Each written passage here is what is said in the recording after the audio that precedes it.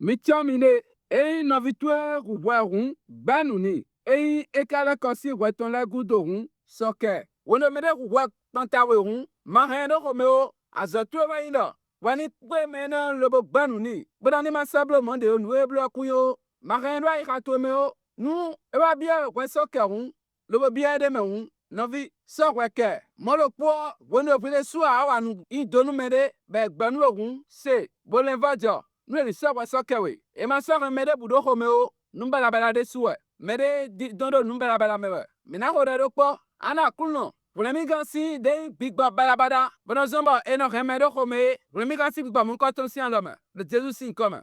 Ami. Akuno. Nami a compris pan. Nu wono mede wa nu donu mi o masi hu yiro meo. Bana ze wanyi lobo ze ben nina. Ba mina mo nu kunje mi de sigbeme. Mama kukunda lobo remedo homeo de Jésus sin comme.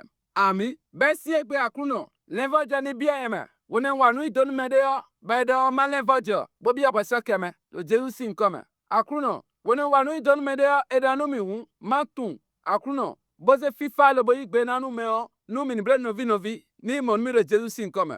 Yasi semime mauton. Wonwe. Awanu ido. Be ben nuwe. Ni ronglon nuwe. Banatino pwele vonu. Unsona tafafwa dinu meo. Yasi semime mauton. Gwa lo nu mi. Nu nuwe benu mi. Wele vonu mi masoblo. Le Jésus sin comme mi kodade. Keze me beton nina sisen dagbe do bazami toma. Akuno no porami. Mi sede lorun. Mi partager à nos omiton le. Ena wada bonu elomo. Ena kuna medegan. Do bonu e. E se wasa ke nos omiton. Eno voda e hamewe. Bala me metona do gandi. Ami.